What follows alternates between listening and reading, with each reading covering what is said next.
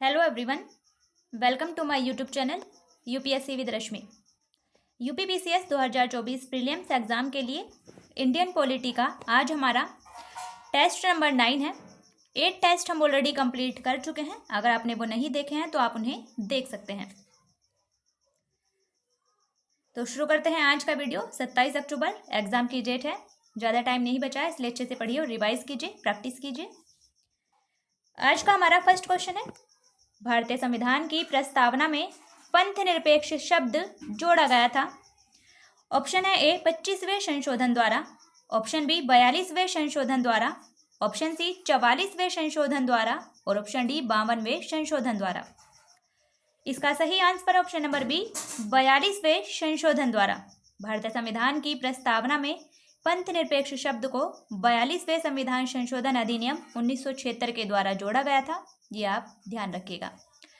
42वें संविधान संशोधन अधिनियम के द्वारा प्रस्तावना में न केवल पंथ निरपेक्ष शब्द को जोड़ा गया था, बल्कि समाजवादी, पंथ निरपेक्ष और अखंडता, इन 3 शब्दों को संविधान की प्रस्तावना में शामिल किया गया था। तो ध्यान रखिएगा, समाजवादी और अखंडता शब्द भी 42वें संविधान संशोधन अधिनियम के द्वारा जोड़े गए थे। और 42वें संविधान संशोधन को मिनी कॉन्स्टिट्यूशन के नाम से भी जाना जाता है, ये भी आप ध्यान रखिएगा। नेक्स्ट क्वेश्चन है, सूची 1 को सूची 2 से मिलाना है। एक तरफ है अनुच्छेद, दूसरी तरफ है विभिन्न प्रावधान। ए है हमारा आर्टिकल 14। आर्टिकल 14 में वर्णन किया गया है समानता के अधिकार का, यानी कि राइट ऑफ इक्वालिटी का। तो ए का है हमारा 3। बी है आर्टिकल 36, यानी कि अनुच्छेद 36 में वर्णन मिलता है नीति निर्देशक तत्वों का। बी का है हमारा 4। सी है अनुच्छेद 74। अनुच्छेद 74 में वर्णन किया गया है मंत्रिपरिषद का, यानी काउंसिल ऑफ मिनिस्टर्स का। सी का है हमारा 2। और डी है अनुच्छेद 368। अनुच्छेद 368 में वर्णन किया गया है संविधान संशोधन की प्रक्रिया का। तो डी का है हमारा 1। हमारा सही आंसर है 3, 4, 2, 1, यानी कि ऑप्शन नंबर डी हमारा सही आंसर है। ध्यान रखिएगा, आर्टिकल 14 समानता का अधिकार, यानी कि राइट ऑफ इक्वालिटी। आर्टिकल 36 नीति निर्देशक तत्व, डायरेक्टिव प्रिंसिपल्स, यानी कि डीपीएसपी। आर्टिकल 74 में मंत्रिपरिषद, यानी कि काउंसिल ऑफ मिनिस्टर्स। और आर्टिकल 368 में संविधान संशोधन की प्रक्रिया का उल्लेख किया गया है, अमेंडमेंट प्रोसीजर का उल्लेख इसमें किया गया है।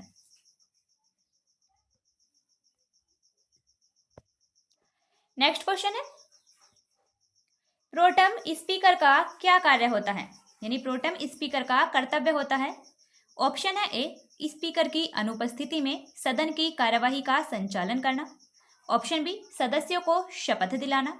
ऑप्शन सी स्थानापन्न रूप से स्पीकर का कार्य करना जब स्पीकर के चुनाव की संभावना न हो। ऑप्शन नंबर डी केवल सदस्यों के चयन प्रमाण पत्रों को चेक करना कि वह सही है। इसका सही आंसर होगा ऑप्शन नंबर बी, सदस्यों को शपथ दिलाना। प्रोटेम स्पीकर, जिसे अस्थायी अध्यक्ष भी कहा जाता है, प्रोटेम स्पीकर का कर्तव्य होता है जब नवनिर्वाचित लोकसभा होती है उसके सदस्यों को शपथ दिलाना, ताकि वो अपने अध्यक्ष का चुनाव कर सकें। उन्हें शपथ दिलाता है और तब तक रहता है जब तक कि वो अपने अध्यक्ष का चुनाव करते हैं। जैसे ही नवनिर्वाचित लोकसभा अपने अध्यक्ष का चुनाव कर लेती है तो प्रोटेम स्पीकर का पद स्वतः ही समाप्त हो जाता है। सामान्य रूप से राष्ट्रपति के द्वारा किसी नवनिर्वाचित लोकसभा के वरिष्ठतम सदस्यों को प्रोटेम स्पीकर नियुक्त किया जाता है और राष्ट्रपति ही उसे शपथ दिलाते हैं। यह भी आप ध्यान रखिएगा।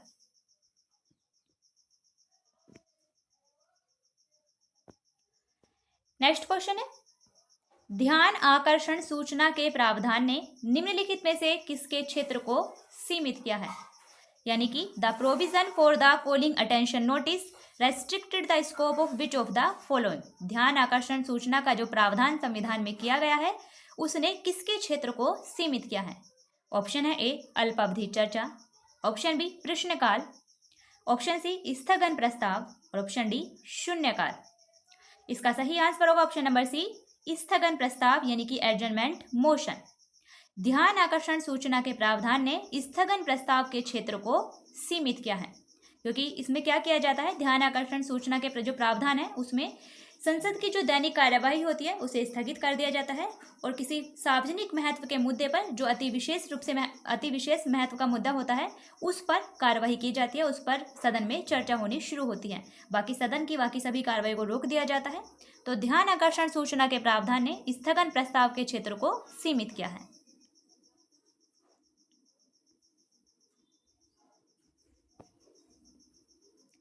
नेक्स्ट क्वेश्चन है, निम्न राज्यों का सृजन वर्ष 1960 के बाद हुआ था, इन्हें उनके गठन के आरोही काल क्रमानुसार व्यवस्थित कीजिए। आरोही यानी कि बढ़ते हुए क्रम में।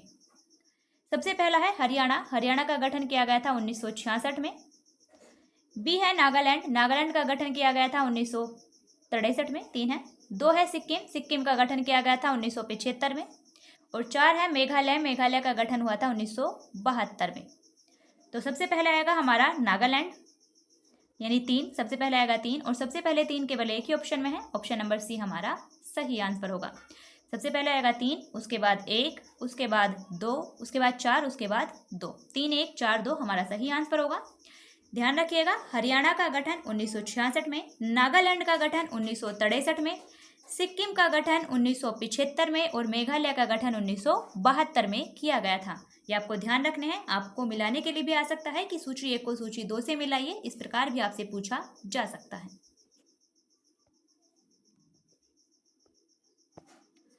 नेक्स्ट क्वेश्चन है, निम्न में से कौन एक रिट न्यायालय में कार्यवाही लंबित होने की दशा में लागू की जाती है, यानी कौन सी रिट है जो कि न्यायालय में लंबित कार्यवाही होने की दशा में लागू की जाती है। ऑप्शन है ए परमादेश, ऑप्शन बी उत्प्रेषण, ऑप्शन सी प्रोहिबिशन यानी कि प्रतिषेध और ऑप्शन डी अधिकार प्रच्छा। सबसे पहले तो न्यायालय को 5 प्रकार की रिट जारी करने की शक्ति दी गई है। आर्टिकल 32 के तहत सुप्रीम कोर्ट जारी कर सकता है और आर्टिकल 226 के तहत हाई कोर्ट रिट जारी कर सकता है। तो न्यायालय में कार्यवाही लंबित होने की दशा में जो रिट जारी की जाती है वो है प्रतिषेध यानी कि प्रोहिबिशन। न्यायालय में अगर किसी मामले की कार्यवाही लंबित है तो उसके लिए जो न्यायालय रिट जारी करता है वो करता है प्रोहिबिशन यानी कि प्रतिषेध। ध्यान रखिएगा।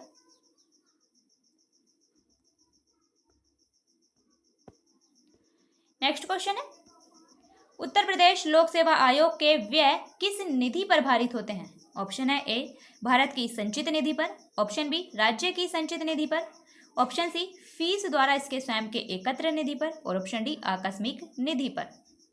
इसका सही आंसर होगा ऑप्शन नंबर बी राज्य की संचित निधि पर, यानी कि consolidated fund of state. Uttar Pradesh लोक सेवा आयोग हो या फिर कोई भी राज्य लोक सेवा आयोग हो, उसके व्यय उस राज्य की संचित निधि पर ही भारित होते हैं, जबकि जो संघ लोक सेवा आयोग है उसके व्यय भारत की संचित निधि पर भारी होते हैं। तो दोनों पॉइंट ध्यान रखिएगा। उत्तर प्रदेश लोक सेवा आयोग यानी कि ये राज्य लोक सेवा आयोग है, तो जो राज्य लोक सेवा आयोग होते हैं उनके व्यय राज्य की संचित निधि पर भारी होते हैं, इसे ध्यान रखिएगा। और जो संघ लोक सेवा आयोग है यूपीएससी, उसका व्यय भारत की संचित निधि पर भारित होता है, वो भी आप ध्यान रखिएगा।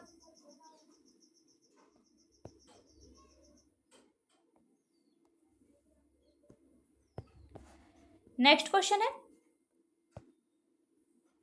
पंचायतों एवं नगरपालिकाओं के संबंध में भारतीय संविधान में किस वर्ष प्रावधान किया गया। ऑप्शन है ए 1991, ऑप्शन बी 1995, ऑप्शन सी 2000 और ऑप्शन डी 1993।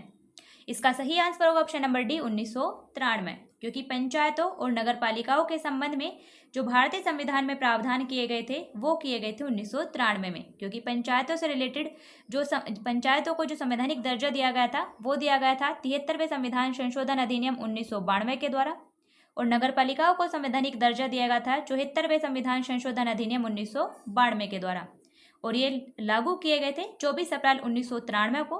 इसीलिए पंचायतों और नगरपालिकाओं के संबंध में भारतीय संविधान में प्रावधान किए गए थे 1993 में, और इसलिए प्रत्येक वर्ष 24 अप्रैल को राष्ट्रीय पंचायती राज दिवस के रूप में मनाया जाता है। ये भी आप ध्यान रखिएगा।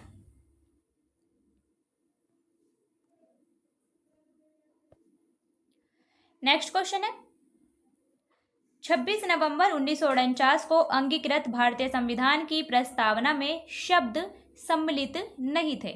जब 26 नवंबर 1949 को भारतीय संविधान को अंगीकृत, अधिनियमित और आत्मार्पित किया गया था, तो भारतीय संविधान की प्रस्तावना में कौन से शब्द सम्मिलित नहीं थे। नंबर 1 है समाजवादी, ये भी नहीं था। नंबर 2 है पंथ निरपेक्ष, ये भी नहीं था। नंबर 3 है अखंडता, ये भी नहीं था। नंबर 4 है रिपब्लिक यानी कि गणराज्य, ये था। तो ये तो हमारे ऑप्शन में नहीं होगा।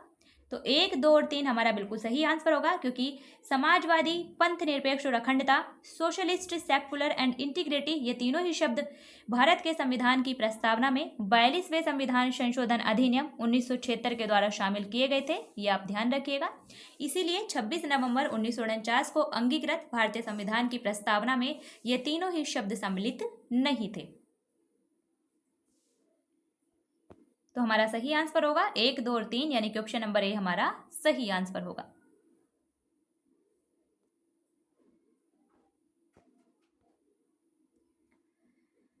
नेक्स्ट क्वेश्चन है, भारत में राजनीतिक व्यवस्था के मूलभूत लक्षण है, यानी कि इनमें से कौन से भारतीय राजनीतिक व्यवस्था के मूलभूत लक्षण है। नंबर 1 है यह एक लोकतांत्रिक गणतंत्र है, कथन बिल्कुल सही है, भारत एक लोकतांत्रिक गणतंत्र है। नंबर 2 है इसमें संसदात्मक रूप की सरकार है, ये कथन भी हमारा बिल्कुल सही है, भारत में संसदात्मक रूप की सरकार है, संसदीय सरकार को हमने अपनाया है। नंबर 3 है सर्वोच्च सत्ता भारत की जनता में निहित है, बिल्कुल सही है, क्योंकि हमारी प्रस्तावना शुरू होती है हम भारत के लोग से, तो सर्वोच्च सत्ता भारत की जनता में निहित है। नंबर 4 है यह एक एकीकृत शक्ति का प्रावधान करता है, तो ये कथन हमारा गलत है, क्योंकि भारत में शक्तियों का विभाजन पाया जाता है, एकीकृत शक्ति नहीं है। संघ और राज्य के बीच शक्तियों का स्पष्ट रूप से बंटवारा संविधान में किया गया है, इसीलिए एकीकृत शक्ति का प्रावधान भारतीय संविधान में नहीं है। हमारा सही आंसर होगा 1, 2 और 3 सही है, यानी कि ऑप्शन नंबर बी हमारा बिल्कुल सही आंसर होगा। भारतीय राजनीतिक व्यवस्था के जो मूलभूत लक्षण है वो है कि भारत एक लोकतांत्रिक गणतंत्र है, इसमें संसदात्मक रूप की सरकार है, सर्वोच्च सत्ता भारत की जनता में निहित है और भारत में संघ और राज्यों के बीच शक्तियों का स्पष्ट विभाजन किया गया है।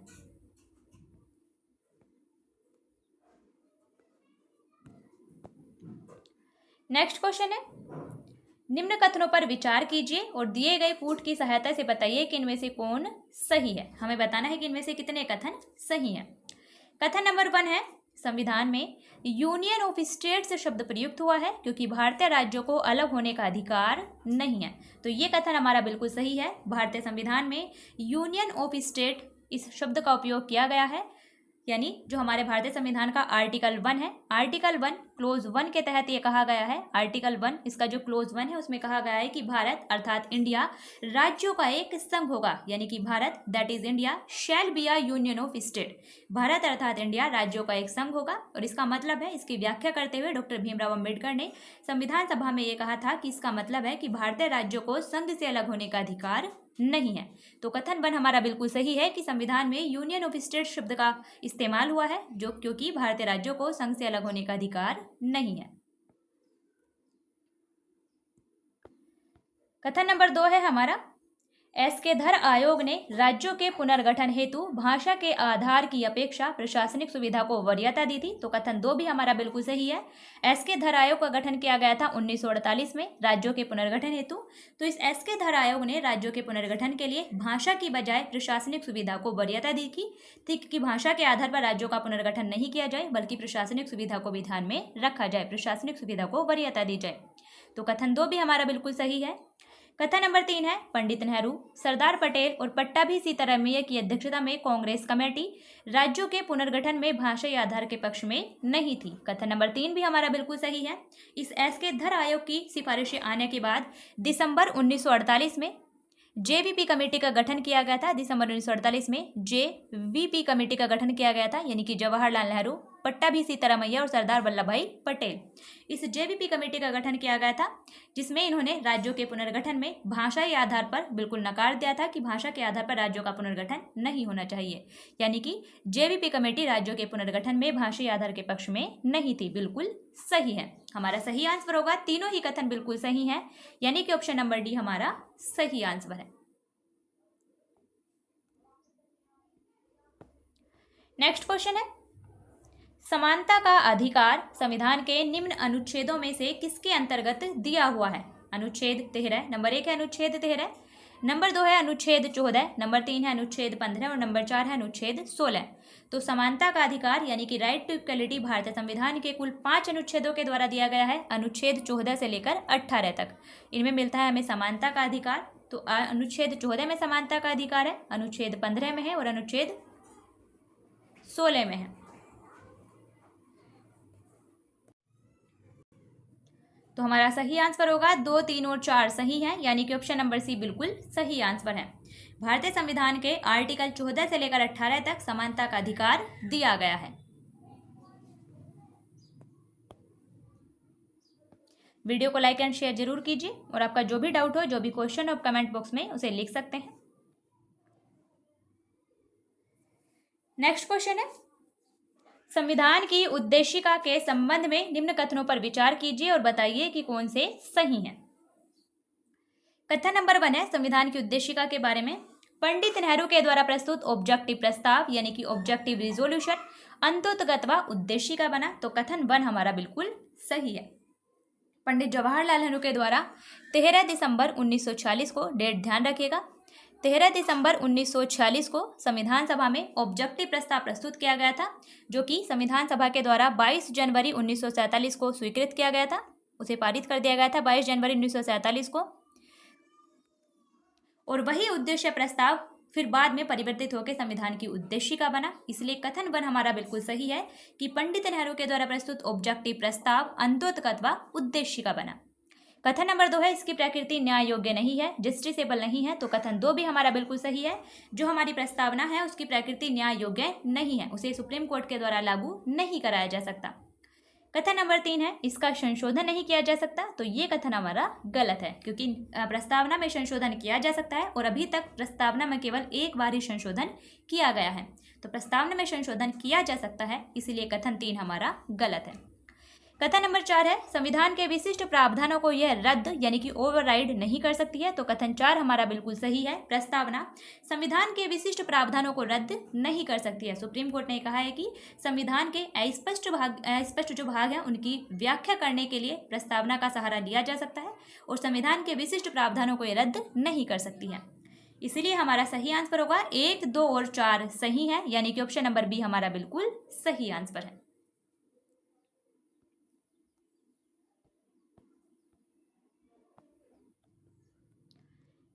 नेक्स्ट क्वेश्चन है, बिल्कुल प्रारंभ से भारत के राष्ट्रपति के पद पर आसीन व्यक्तियों का निम्नलिखित में से कौन एक सही क्रम है, यानी कि हमें भारत के राष्ट्रपति का क्रम लगाना है सबसे स्टार्टिंग से। ऑप्शन नंबर ए है C Rajagopalachari, Rajendra Prasad, Zakir Hussain, V Giri. Option number B Rajendra Prasad, S Radhakrishnan, V Giri, Zakir Hussain. Option number C Rajagopalachari, Rajendra Prasad, S Radhakrishnan, Fakhruddin Ali Ahmed. और ऑप्शन नंबर डी है राजेंद्र प्रसाद, एस राधाकृष्णन, जाकिर हुसैन और वी गिरी। तो इसका सही आंसर होगा ऑप्शन नंबर डी, क्योंकि भारत के पहले राष्ट्रपति थे राजेंद्र प्रसाद। डॉक्टर राजेंद्र प्रसाद भारत के पहले राष्ट्रपति थे। उसके बाद भारत के राष्ट्रपति बने डॉक्टर सर्वपल्ली राधाकृष्णन, उसके बाद जाकिर हुसैन और उसके बाद वी गिरी।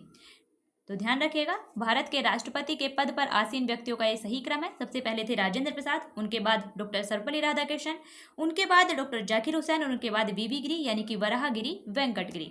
हमारा सही आंसर होगा ऑप्शन नंबर डी।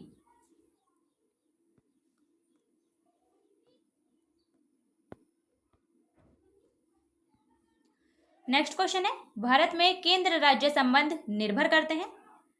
हमें बताना है कि भारत में केंद्र राज्य संबंध किस पर निर्भर करते हैं। नंबर 1 है संवैधानिक प्रावधानों पर, बिल्कुल सही है। नंबर 2 है परंपराओं तथा व्यवहारों पर, बिल्कुल सही है। नंबर 3 है न्यायिक व्याख्याओं पर, यह भी बिल्कुल सही है। और नंबर 4 है बातचीत के लिए यंत्र विन्यास पर, यह भी बिल्कुल सही है। भारत में केंद्र राज्य संबंध इन सभी पर निर्भर करते हैं। भारत में जो सेंटर स्टेट रिलेशन है वो संवैधानिक प्रावधानों पर यानी कि कॉन्स्टिट्यूशनल प्रोविजंस पर, परंपराओं और व्यवहारों पर, कन्वेंशन एंड प्रैक्टिसेस, न्यायिक व्याख्याओं पर, जुडिशियल इंटरप्रिटेशंस और बातचीत के लिए यंत्र विन्यास पर, मैकेनिज्म फॉर डायलॉग, इन सभी पर भारत में केंद्र राज्य संबंध निर्भर करते हैं। हमारा सही आंसर होगा ऑप्शन नंबर डी, सभी चारों बिल्कुल सही है।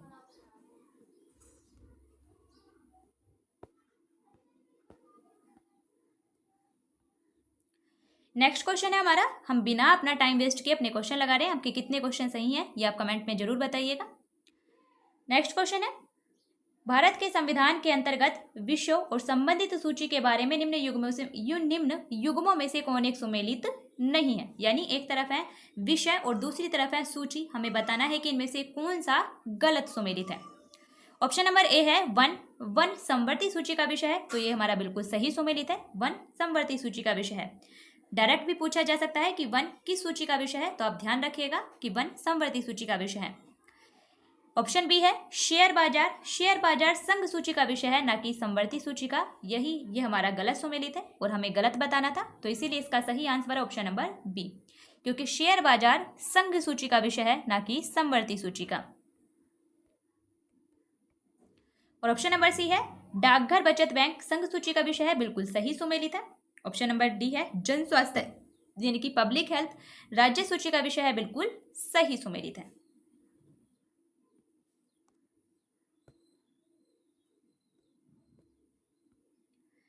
नेक्स्ट क्वेश्चन है कथन और कारण दिया गया है, कूट की सहायता से बताना है कि कौन सा ऑप्शन सही है। कथन है हमारा राजनीतिक दल लोकतंत्र के जीवन रखते हैं, तो कथन हमारा बिल्कुल सही है। जो पॉलिटिकल पार्टीज हैं are the life blood of democracy, राजनीतिक दल लोकतंत्र के जीवन रखते हैं, ये कथन हमारा बिल्कुल सही है। कारण है लोग खराब शासन के लिए सामान्यतः राजनीतिक दलों को ही कोसते हैं, तो ये कथन भी हमारा बिल्कुल सही है। लोग सामान्य रूप से खराब शासन के लिए राजनीतिक दलों को ही कोसते हैं, तो दोनों सही है और आर ए की सही व्याख्या भी कर रहा है, इसलिए हमारा सही आंसर होगा ऑप्शन नंबर ए, दोनों सही है और आर ए की सही व्याख्या है। राजनीतिक दल लोकतंत्र के जीवन रखते हैं, क्यों? क्योंकि लोग खराब शासन के लिए सामान्यतः राजनीतिक दलों को ही कोसते हैं।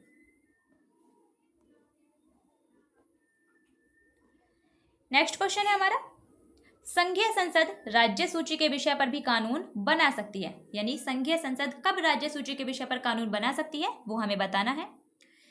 नंबर 1 है अंतर्राष्ट्रीय समझौतों को प्रभावी बनाने हेतु, तो ये कथन हमारा बिल्कुल सही है। भारतीय संविधान के आर्टिकल 253 के तहत अंतर्राष्ट्रीय संधि और समझौतों को प्रभावी बनाने के लिए संघीय संसद राज्य सूची के किसी भी विषय पर कानून बना सकती है, तो ये भी आप आर्टिकल ध्यान रखिएगा।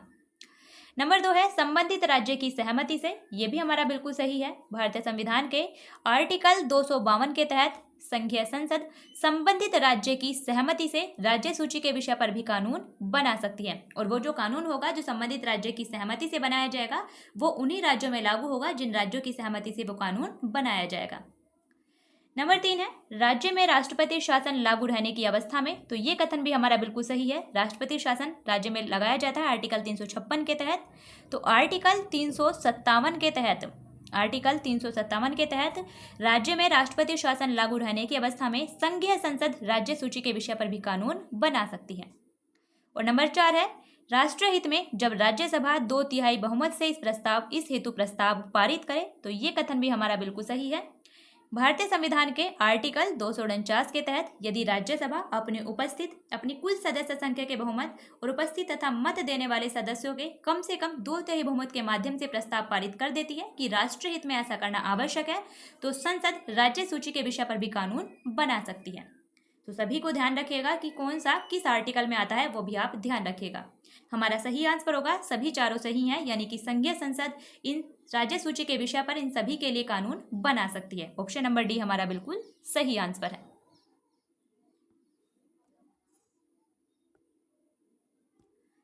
नेक्स्ट क्वेश्चन है राज्य का राज्यपाल मंत्री परिषद के परामर्श से स्वतंत्र कार्य कर सकता है, यानी कि कब राज्यपाल मंत्री परिषद के परामर्श के बिना स्वतंत्र रूप से कार्य कर सकते हैं। नंबर 1 है विधानसभा में सरकार को अपना बहुमत सिद्ध करने को कहने के लिए, तो ये हमारा बिल्कुल सही है। राज्यपाल विधानसभा में सरकार को अपना बहुमत सिद्ध करने को कहने के लिए अपने स्वविवेक के आधार पर कार्य कर सकते हैं, अपने स्वविवेक के आधार पर निर्णय ले सकते हैं। कथन नंबर 2 है मुख्यमंत्री को बर्खास्त करने के लिए, तो ये कथन भी हमारा बिल्कुल सही है। मुख्यमंत्री को बर्खास्त करने के लिए भी राज्य का राज्यपाल मंत्री परिषद के परामर्श से स्वतंत्र होकर कार्य कर सकता है। नंबर 3 है भारत के राष्ट्रपति के विचार के लिए किसी विधेयक को आरक्षित करने के लिए, तो ये कथन भी हमारा बिल्कुल सही है। राज्यपाल राज्य विधानमंडल के द्वारा पारित किसी विधेयक को राष्ट्रपति के विचार के लिए आरक्षित कर सकते हैं, वो उनका स्वविवेक का अधिकार है। नंबर 4 है विधायिका के द्वारा पारित किसी विधेयक को पुनर्विचार हेतु वापस करने के लिए, तो ये भी कथन बिल्कुल सही है। राज्यपाल विधायिका के द्वारा पारित किए गए किसी विधेयक को पुनर्विचार हेतु से वापस कर सकते हैं, ये उनका स्वविवेक का अधिकार है, वो अपने विवेक का उपयोग कर सकते हैं।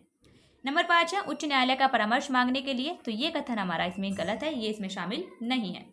तो राज्य के राज्यपाल मंत्री परिषद के परामर्श से स्वतंत्र होकर कार्य कर सकते हैं। विधानसभा में सरकार को अपना बहुमत सिद्ध करने को कहने के लिए, मुख्यमंत्री को बर्खास्त करने के लिए, भारत के राष्ट्रपति के विचारार्थ किसी विधेयक को आरक्षित करने के लिए, विधायिका के द्वारा पारित किसी विधेयक को पुनर्विचार हेतु वापस करने के लिए। हमारा सही आंसर होगा 1, 2, 3 और 4 सही है,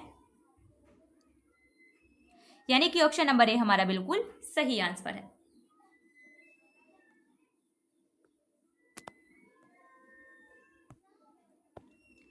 नेक्स्ट क्वेश्चन है हमारा,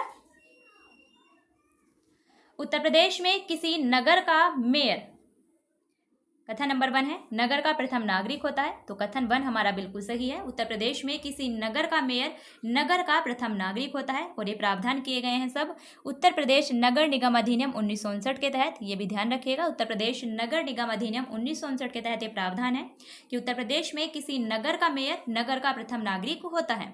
कथन नंबर 2 है नगर निगम का पदेन सदस्य होता है, ये कथन भी हमारा बिल्कुल सही है।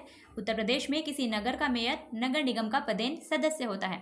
कथन नंबर 3 है कार्यकारिणी समिति का पदेन सभापति होता है, ये कथन भी हमारा बिल्कुल सही है। उत्तर प्रदेश में किसी नगर का मेयर कार्यकारिणी समिति का पदेन सभापति होता है। नंबर 4 है कार्यपालिका मशीनरी पर पूर्ण नियंत्रण रखता है, तो ये हमारा गलत है, ऐसा मेयर नहीं करते हैं। तो हमारा सही आंसर होगा 1, 2 और 3 सही है, यानी कि ऑप्शन नंबर बी हमारा बिल्कुल सही आंसर है। उत्तर प्रदेश नगर निगम अधिनियम 1959 के तहत किसी नगर का मेयर नगर का प्रथम नागरिक होता है, नगर निगम का पदेन सदस्य होता है, कार्यकारिणी समिति का पदेन सभापति होता है।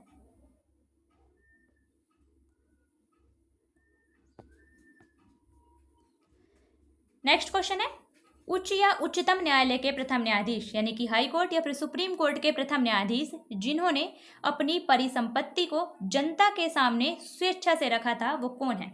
ऑप्शन है ए न्यायमूर्ति D V. Shailendra Kumar, option B न्यायमूर्ति के चंद्र, ऑप्शन सी न्यायमूर्ति के कन्नन, ऑप्शन डी न्यायमूर्ति यूसी श्रीवास्तव। इसका सही आंसर है option number C justice K Kannan. न्यायमूर्ति के कन्नन ये पंजाब हरियाणा हाईकोर्ट के न्यायाधीश थे। ये ऐसे पहले न्यायाधीश हैं जिन्होंने अपनी परिसंपत्ति को स्वेच्छा से जनता के सामने रखा था। तो इसका सही answer option number C justice K Kannan, ध्यान रखिएगा।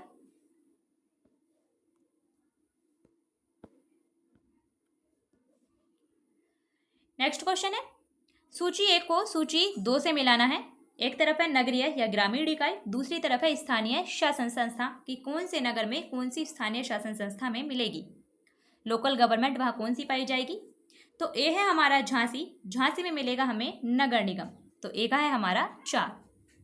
बी है मछली शहर, मछली शहर में मिलेगी नगर पंचायत, तो बी का है हमारा 3। सी है टुंडला, टुंडला में मिलेगा नगर पालिका परिषद, सी का है हमारा 1। और डी है सेफई, सेफई में मिलेगी क्षेत्र समिति, तो डी का है हमारा 2। यानी हमारा सही आंसर होगा 4, 3, 1, 2। झांसी, झांसी में नगर निगम, मछली शहर में नगर पंचायत, टुंडला में नगर पालिका परिषद और सेफई में क्षेत्र समिति। 4, 3, 1, 2 हमारा सही आंसर है 4, 3, 1, 2। ऑप्शन नंबर बी हमारा बिल्कुल सही आंसर है।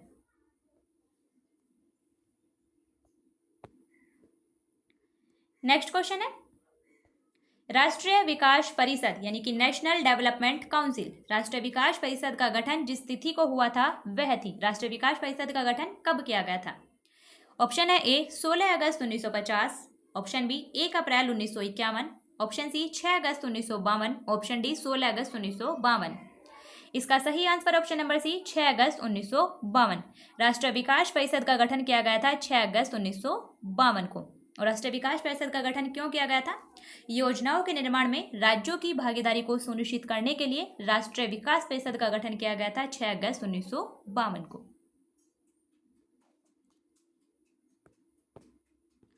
नेक्स्ट क्वेश्चन है संविधान के प्रथम अनुच्छेद के अनुसार भारत है। ऑप्शन है ए राज्यों का समूह, ऑप्शन बी राज्यों का फेडरेशन, ऑप्शन सी राज्यों का कन्फेडरेशन और ऑप्शन डी राज्यों का यूनियन।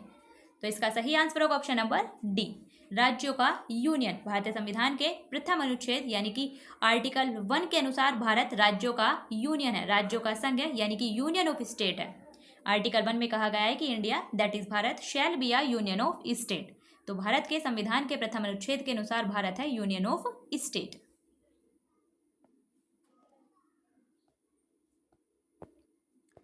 नेक्स्ट क्वेश्चन है, वह राज्य जहां विधान परिषद नहीं है। विधान परिषद का गठन किया जाता है आर्टिकल 169 के तहत, ध्यान रखिएगा। तो वह राज्य कौन सा है जहां विधान परिषद नहीं है? ऑप्शन है A Uttar Pradesh, option B Maharashtra, option C Karnataka और ऑप्शन डी राजस्थान। तो सभी राज्यों में विधानसभा और विधान परिषद नहीं है। जो हमारा विधानमंडल होता है उसके दो सदन होते हैं, एक विधानसभा दूसरा विधान परिषद। तो सभी राज्यों में विधानसभा तो है लेकिन विधान परिषद सभी राज्यों में नहीं है। तो हमसे पूछा गया है कि कौन सा राज्य है जहां विधान परिषद नहीं है। हमारा सही आंसर होगा option number D Rajasthan. Rajasthan में विधान परिषद नहीं है। वर्तमान में केवल 6 ही राज्यों में विधान परिषद है, ध्यान रखिएगा। वो है उत्तर प्रदेश, बिहार, यूपी, बिहार, इनमें विधान परिषद है। उत्तर प्रदेश, बिहार, महाराष्ट्र, कर्नाटक, महाराष्ट्र कर्नाटक, इसे आप नोट भी कर सकते हैं। महाराष्ट्र, कर्नाटक और आंध्र प्रदेश और तेलंगाना, एपी यानी कि आंध्र प्रदेश और तेलंगाना। ये 6 ऐसे राज्य हैं जहां वर्तमान में विधान परिषद है। तो उत्तर प्रदेश में विधान परिषद है, महाराष्ट्र में विधान परिषद है, कर्नाटक में विधान परिषद है, बिहार में विधान परिषद है, आंध्र प्रदेश और तेलंगाना में विधान परिषद है, लेकिन राजस्थान में नहीं है। इसलिए इसका सही आंसर ऑप्शन नंबर डी। और नेक्स्ट क्वेश्चन है हमारा, दल बदल निरोधक अधिनियम यानी कि एंटी डिफेक्शन एक्ट जिस तिथि को पारित हुआ वह कौन सी तिथि थी? ऑप्शन है ए 17 जनवरी 1985, ऑप्शन बी 15 फरवरी 1985, ऑप्शन सी 30 मार्च 1985 और ऑप्शन डी 21 अप्रैल 1985। तो दल बदल निरोधक अधिनियम जो पारित किया गया था वो किया गया था 52वें संविधान संशोधन अधिनियम 1985 के द्वारा। ये भी आप ध्यान रखिएगा, 52वें संविधान संशोधन अधिनियम 1985 के द्वारा दल बदल निरोधक अधिनियम पारित किया गया था। और ये अधिनियम पारित हुआ था 15 फरवरी 1985 को। इसीलिए इसका सही आंसर है ऑप्शन नंबर बी। तो ये था हमारा आज का वीडियो जिसमें हमने इंडियन पॉलिटी से रिलेटेड क्वेश्चन डिस्कस किए हैं। आज हमारा पार्ट नंबर 9 है। 8 पार्ट हम ऑलरेडी कंप्लीट कर चुके हैं। अगर आपने वो नहीं देखे हैं तो आप उन्हें अच्छे से देख सकते हैं। वीडियो को लाइक एंड शेयर जरूर कीजिए ताकि अच्छे से और वीडियो बनाने का मोटिवेशन मिले। और साथ ही इसके डिस्क्रिप्शन में आपको इसका पीडीएफ लिंक मिल जाता है। हर वीडियो के डिस्क्रिप्शन में उसका पीडीएफ लिंक है, आप वहाँ से उसे डाउनलोड कर सकते हैं।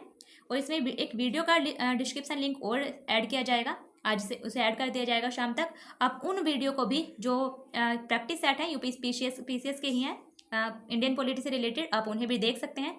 आप उन्हें भी जरूर देखिएगा क्योंकि इससे आपकी तैयारी और अच्छे से हो जाएगी, आपको और रिवाइज अच्छे से हो जाएगा। आप इन सभी वीडियो को कवर कर लीजिए, आपका अच्छे से इंडियन पॉलिटी तैयार हो जाएगा। तो अच्छे से पढ़िए, रिवाइज कीजिए। फिर मिलते हैं नेक्स्ट वीडियो में, तब तक के लिए बेस्ट ऑफ लक।